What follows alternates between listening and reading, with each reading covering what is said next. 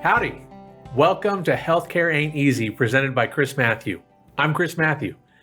Today we have with us Spencer Smith. Spencer has spent his entire 15-year career in the insurance industry, with the last decade focused on self-insurance. From various financial analyst roles to stop-loss sales, benefits RFP software sales, and now joining Pt.2 Health as an SVP of consultant development, Spencer has a diverse perspective on all things self-funding. We're going to get into that. He is known in the industry, in the benefits industry, for his YouTube whiteboard series called Stop Loss with Spencer, his video podcast called Self-Funded with Spencer, and his creation and portrayal of the satirical character Tom Broker, who is hilarious. His overall active presence on LinkedIn, you can find him everywhere on LinkedIn. On a personal basis, Spencer enjoys going to the gym, attending the occasional heavy metal concert, driving real fast in his Roush Mustang, and most of all, spending his free time with his wife of 13 years, Courtney, and his two children, Brooklyn and Sebastian. Spencer, thank you again for joining us and helping us kick off this 2024 year. So direct primary care not only increases the amount of access you have to your physician, with us at Sniffle, we are very focused on continuity of care, relationship of medicine between provider and patient, we think is really, really critical. Being able to have and spend more time with your provider is not only great for the patient, but I think it's absolutely really rewarding for the physician. Yep. And we've had physicians as guests on the show, and we have lots of great physician advisors with Sniffle, and they all share this commonality of they want to reach for this incredible goal of how do we find a way to bring joy back to medicine? Yeah. Because there's a lot of joy that's been taken out of medicine because of the fee-for-service. And it's not a physician's fault. It's not necessarily the hospital's exact fault, but the system is set up to be really inefficient and to rob joy out of the process and to make it way overly confusing for sure. And right now, the fee-for-service is all that physicians think they have. I do hope that DPC will really take off. I think that we're seeing that. And it could be because I'm now in this space, so you start to see more of these confirmation bias. Yeah, I get it, but I think that confirmation bias is warranted because I think there is a movement happening in healthcare right now. And I think that's going to help all of us long term, because if primary care is like, in particular, in my opinion, and I've been influenced and educated and informed by really much smarter people, primary care is significantly the lever that we can pull that will dramatically change health outcomes here in this country.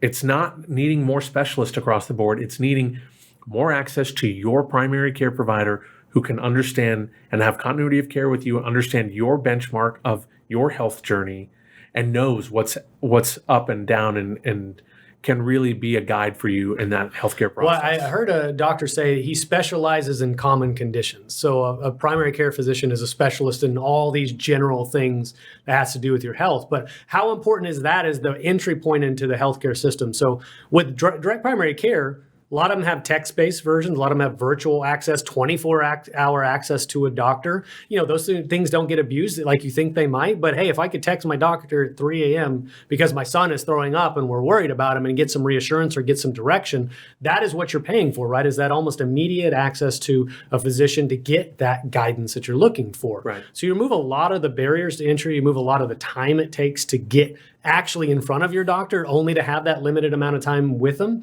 I just think there's very few downsides, although you did ask for some downsides.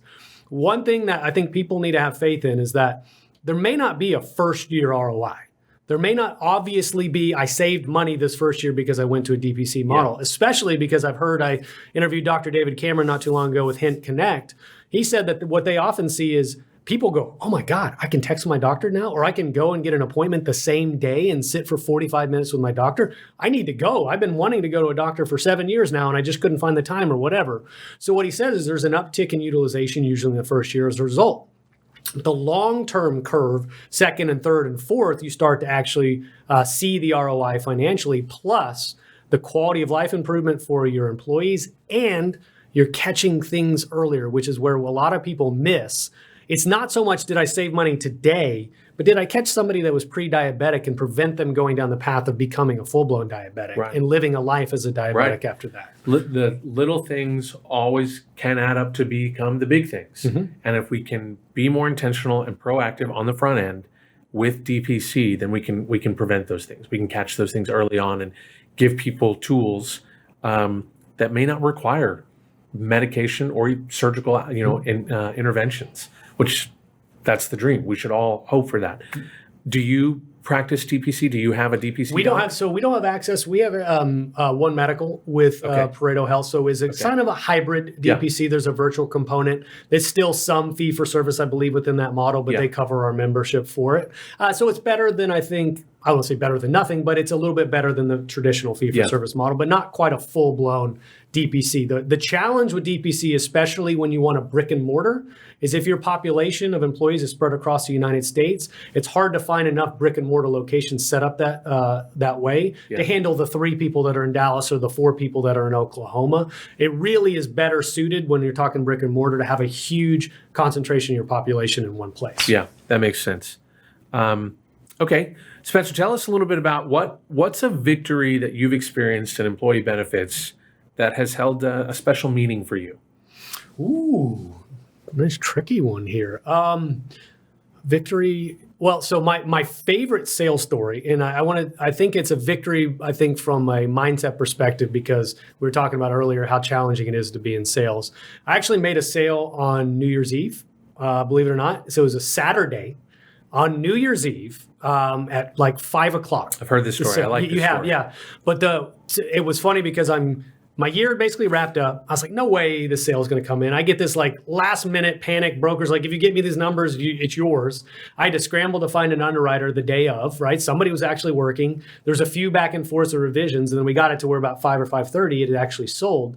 Meanwhile, I'm ready, waiting to go out to dinner with my wife for New Year's Eve. She's getting ready and actually probably appreciating the fact that I'm not hounding her. Hey, we need to leave. So I not only did I get a sale, but it was on New Year's Eve. We get to ring in the new year with that. And I think it actually got me above a kicker financially as well by getting that last minute sale. But what it proved to me is that, again, that you never know, and you've always sort of got to be ready. I could have not opened my email that morning. I could have said, nah, we'll worry about it. It's too late. You can't get a 1-1 on 12/31. Don't worry about that. And I just worked it. And working it happened to be probably my favorite sale that I've ever had because of the timing of that sale. Yeah.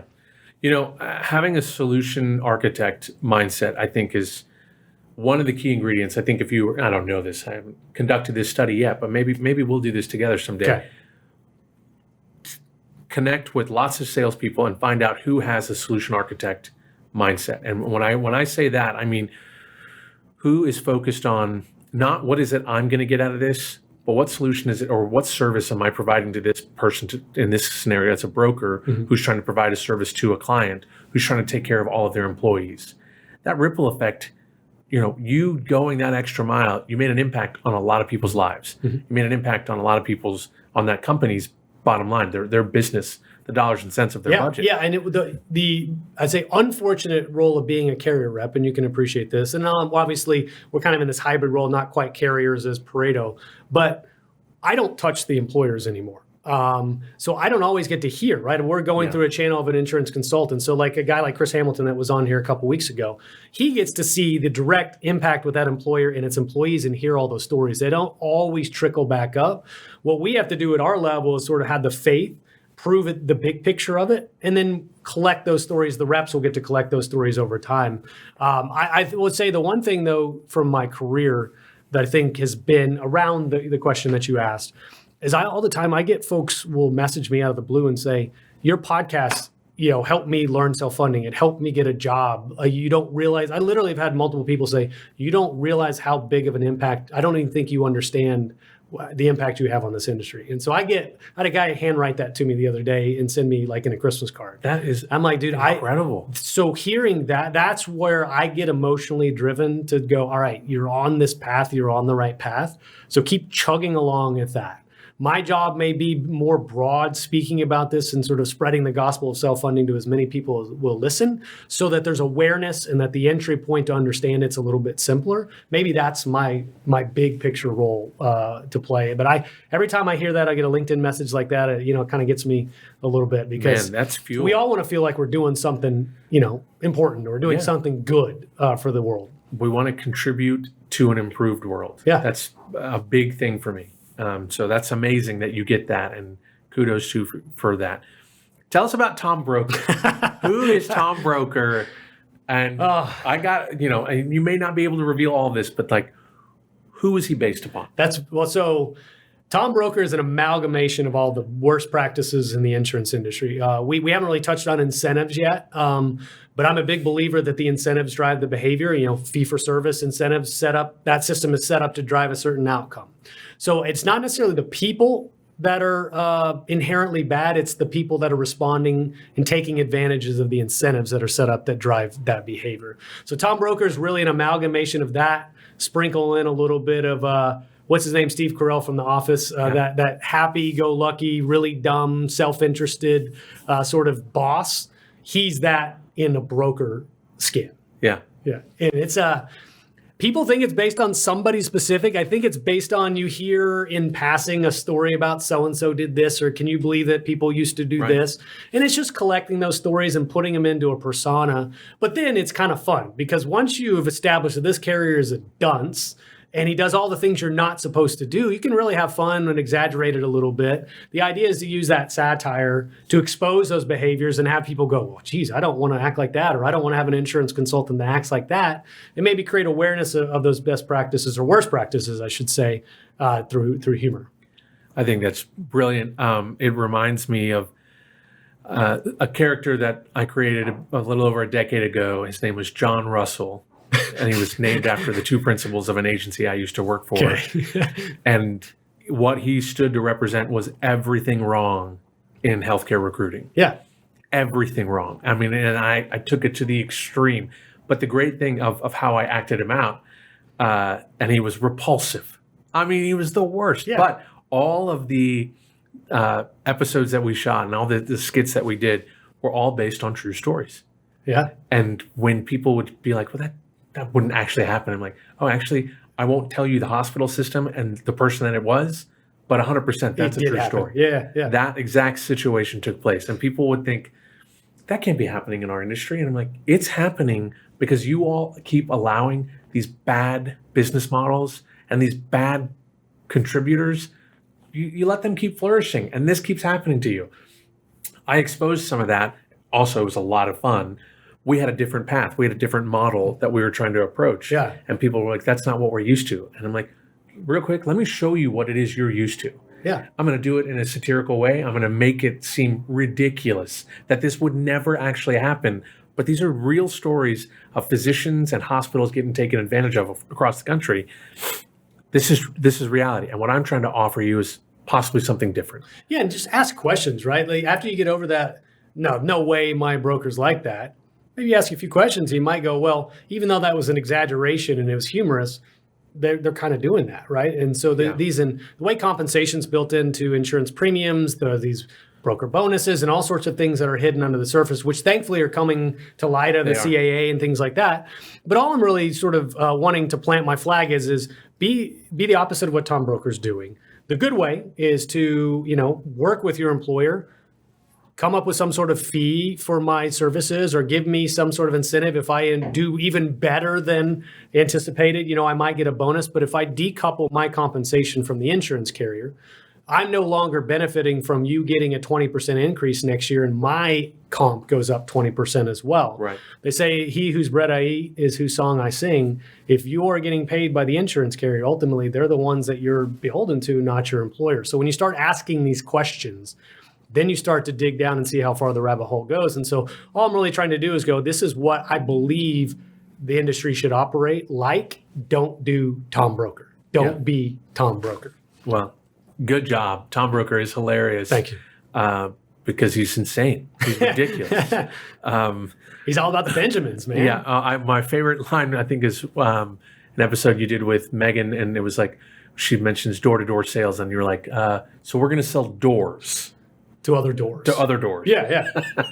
That's great. Well, you get a chance to be as stupid too. I've always thought, you know Chris Pratt in Parks and Rec. Sure. Yeah.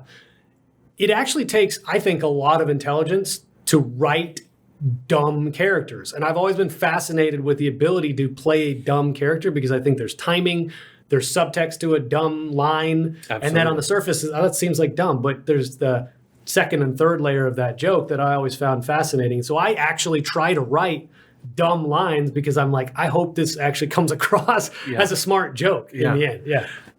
Chris Pratt, great character. Michael Scott, Steve Carell's character on The Office, I mean, was flawless with that. He was, Really good stuff there. Okay, let me ask this. Yeah. Where do you see advanced tech and AI and employee benefits aligning? Yeah. I think it's already aligning right now. Obviously, I know quite a bit about Sniffle, so we can talk about that. But I think broader than that, using large language models and using intelligence to mine for information. I mean, I talked to a guy the other day about using large language models to train your software to listen or transcribe sales calls and then take that data and glean insights and put it into the CRM and create action items as a result, where the salesperson wouldn't have to log all those things afterwards. And so I think the sky's the limit. Symptom diagnosis is a great example with you at Sniffle.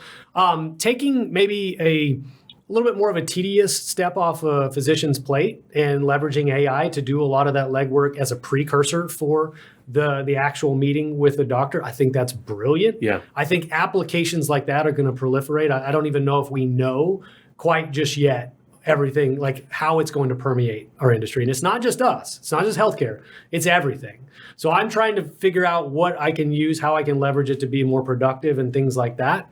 But I don't think I fully know just yet. I'm sure you have more insights than I do too, Chris.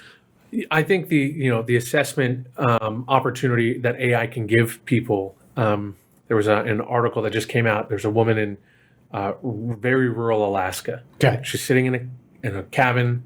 Half of her face is numb. The other half feels wet, but it's not wet. And she's going through a Google, and she's not finding anything. She then used ChatGPT, and it comes back that she might have MS. Obviously, it has this disclaimer, hey, we're not a doctor, et cetera, Mm-hmm. but it gave her a starting point to say, MS. I need to learn more about MS. And she started going down that path. Then she went and saw her physician and said, hey, can we test for MS? And now suddenly she understood that unfortunately she does have MS. That process, the catalyst for that was her ability to reach out to a large language model that was able to take lots of information and synthesize it down. And I think that should be celebrated. Yep. I think that what Sniffle is doing on the intake side for physicians, with patient insurance eligibility being done, payment verification done, HIPAA and informed consent documents completed and signed in the app, and then that patient coming to that appointment with a 95% accurate assessment of what's going on with them. That's huge for a physician and a patient. And so we're obviously very excited and very biased about AI, but I think that it has the opportunity to contribute a lot to us. It's not to replace us. No. It's a tool to come alongside us and help us do more with less. Well, think about empowering a step before that, right? So a lot of people do wearables. They wear Whoops or things like that monitor everything from sleep to heart rate to blood pressure, et cetera. So now stack that on with wearables that's being fed into an aggregated database and then was looking for patterns or looking for, oh, you look like your A1C is high and also you didn't get enough sleep and also your blood pressure is high. Might want to reach out to a doctor and have a proactive suggestion, right? So like all of a sudden we have our doctor on our arm or on our cell phone that's monitoring us almost very regularly to make sure we are optimizing our health. And I look at it as two different ways. One, I want to make sure I don't get really sick. Or also, I want to fine tune, like we said, is a constant battle, fine tuning aspects of my life to ensure a longevity, but also the highest quality of my life as well. I don't think we even know how much it'll be pervasive in our lives in the next 5 to 10 years.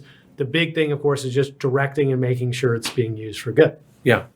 Are you using AI in your personal life?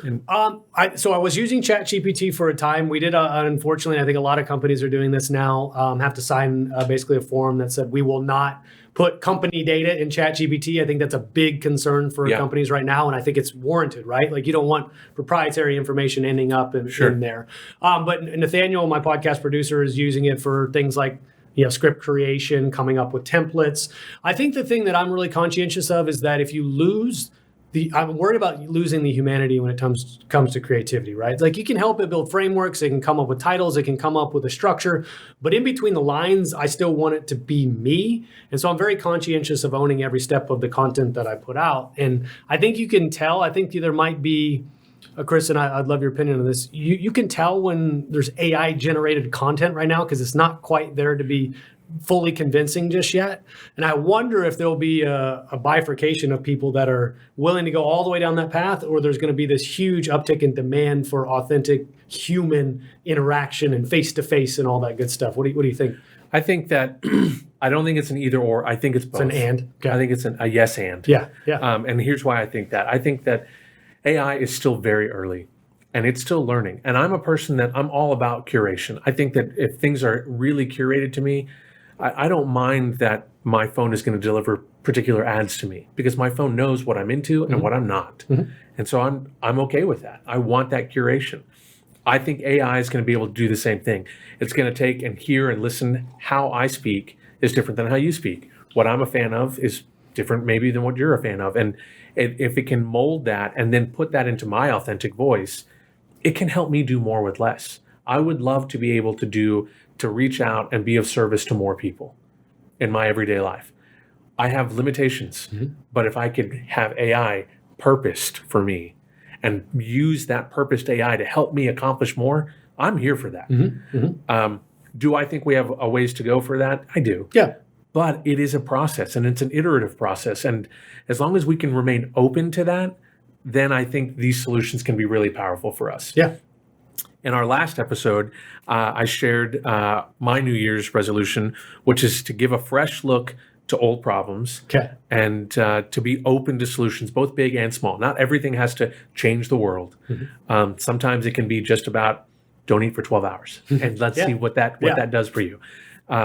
So my question to you is, so that's a commitment I've made for myself and our team at Sniffle. We talk about this. How do you start with, when you look at a fresh approach to old problems, what's that process like for you? Well, so I think I can apply it to the way the vantage point I'm taking for 2024. I think the big focus is operational efficiency for me, because I'm in this weird space you're kind of in as well. You're running a company, you're running sales for a company, right? A startup. I'm full-time employed by Pt.2 Health, but also I have this podcast that I'm very well known for, and it takes up quite a bit of time throughout the week in my own free time and all that stuff. So operational efficiency for me is the big thing. How do I take all the things I love to do, get to operate in my zone of genius as much as I possibly can, and then what can I outsource to somebody else so that therefore they're either better at it than me, or at least they're doing some of the legwork that I know if I had to do all of it, it would take me away from the creative part that I really love. And so I think about it that way. I'm in this space where I'm doing something that I don't know has quite been done in the insurance business, right? Like trying to make a podcast about self-insurance cool. And so I look at that like, how do you apply a fresh approach to a new problem? I'm taking the things that Gary Vee has talked about and Alex Hormozy and all these guys that are doing this in this sort of public setting. And I'm looking at it and go, how can I apply that towards awareness of this thing called self-insurance and awareness of this thing called Pt.2 Health? How can we deploy the same tactics and skills around content to an insurance industry that has typically been viewed as old, pale, male, and stale and boring and all that stuff? I want to actually not say, hey, let's convince you it's cool. Let's actually shine a light on it and show you that it actually is pretty cool, and here's why, and I'm genuinely passionate about doing that. So I think taking that and turning that into, I think I can do this here in a world that on paper you would say, no, you can't make insurance cool. I think you can, and I'm desperately trying to do that. I think you are doing it right now, and I applaud that. I think focusing on niches and have taking solutions and then finding a way to really channel it into a niche, the ability to go deep exists, right? And if you're trying to be all things to all people, you can't serve all people. But I think what you are doing, you are being of great service to the people in the insurance industry, for employers and consultants and brokers across the country. So Thank you, man. it's awesome. Where can people find you and learn more about you and Pareto Health? Okay, so you mentioned LinkedIn a couple times. I'll say, if you want to go to LinkedIn, I'm Spencer Smith, and I have CSFS after my name. That's an acronym for Certified Self-Funded Specialist. We have a website, selffundedwithspencer.com. That's not quite built out yet, but you can find me on YouTube, Spotify, Apple, Self-Funded with Spencer. Just Google it. I'll be the first one that pops up, whether you like it or not. But I just think if you need to find me, probably LinkedIn is the easiest way, and I usually am readily available there. Yeah. Awesome. Okay, final question. Chris Schembra, Wall Street Journal bestselling author. Chris, hello. Happy New Year. You're going to have an amazing year this year. I feel it. He wrote several books, but one of the books has this great question. And the question is, if you could give credit or thanks to one person in your life or multiple people Okay. that you don't give enough credit or thanks to, who would that be? How many people said their wife, Chris? A lot of people have chosen their spouses for good reason too. Yeah, sure. for good reason, right? I think any married man that's worth his salt is going to say probably his wife, and for very good reason. And I would echo that as well. My wife keeps everything in order, right? She allows me to go out and do these things, and she stays at home. She watches our kids. She keeps everything structured, and from clean to, hey, we need to be here at this time on Saturday. Don't forget to do this. She effectively manages the household, and she loves it. But also, I don't think I give her enough credit for that, quite frankly. And so I want to do that.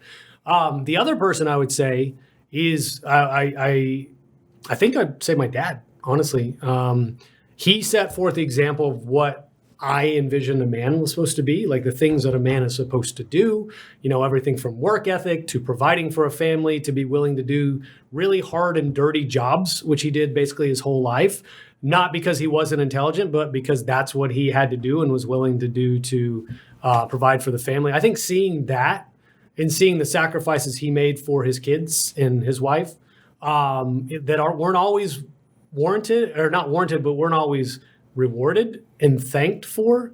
Like, it showed me this is the example of what you're supposed to be. And I think I've tried to subconsciously or consciously emulate that pretty much every single day. That's tremendous. I can resonate with that entirely. I was born in Dallas. My parents are immigrants here from South India. Then my parents moved us to Plano because schools were good back then.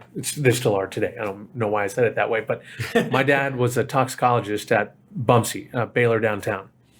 And he left the house every day. He left before 6 a.m. because he needed to beat traffic. And he would do that, and he would race home because he never missed any practices. He was at every game and every practice for all of my brothers and I. And I just used to think, I'd watch this, and then as I got a little older, probably in my high school years, Dad, what do you actually do? I started asking questions around, and my dad did not enjoy what he did. There was no joy in it. Yeah. What he did do is provide for our family. Yep. What it did do is allow us to live in Plano and go to get these great educations that we got, and allowed us to travel back to India to see our family and have and maintain that connection and relationship. But here's a man who spent his entire career till he retired performing a job every single day, not finding joy in that purpose. I've used that as fuel for me to say, I want to find joy in my job. And I think they don't have to be mutually exclusive, that you can do what you're doing, have passion for it, and have great impact, but still be doing it to make a great, to be of service to others. My dad was of service to others as well, but not necessarily, it wasn't rewarding for him. But I think what you and I hopefully are both doing is the baton is passed. My dad's still alive, but the baton is passed to say, I did these things for decades with the primary intention of creating a better life for my kids. So I feel it's an obligation to say, you did that for me. I have to go maximize everything, because all the opportunity that's been presented to me, if I were to squander it, what a disservice to my father. We feel that same way. My brothers and I, we've got, I would say, I'll speak for myself. There's a sense of duty and an obligation. My dad, my parents, both my mom and dad, sacrificed everything to come here to chase this American dream. All their siblings are still back in India. All my cousins are still there. they didn't get these opportunities. So I cannot allow that just to be completely wasted away. Yeah. We have an obligation to achieve and to do things to be of service to others here and for our family name and legacy back home. So I think that's powerful. And my hope is that for Brooklyn and Bash, they see you doing this and that they're going to feel that same way. Hope so. I don't know if I know this. There's no chance I can take the step forward that my parents did for us. I can't create what they did for us. Sure. It is monumental what they achieved for us. I'm gonna do everything I can. My hope is that our boys will see that and say, we'll take it to the next level. Mm-hmm. Mm-hmm. At least that's what every parent, I think, That's hopes what for. every parents hopes. Yeah, absolutely, man. Well, I'm very grateful for your time. You had another video and post of showing personal and professional together. Yeah. And I think that that's really powerful. I think you are exceptional at doing that, to show who you are and what you believe in and what you're passionate about and where your passion also comes from with your family and how you allow all of that to be connected to your professional world. I think it's tremendous. Thank you. It's a real honor to know you and to call you a friend, and I'm excited to get to know you better. Likewise, man. Well, I can't wait to turn the tables in a couple weeks and have you on my podcast. I'm looking Chris. forward to it. Awesome. Thank you so much. This is Healthcare Ain't Easy. Healthcare ain't easy, but with people like Spencer, with the good work that he and Pareto Health are doing out there to make incredible impact, healthcare can become easier when we all collaborate and connect together. Thanks for your time. We'll talk to you soon.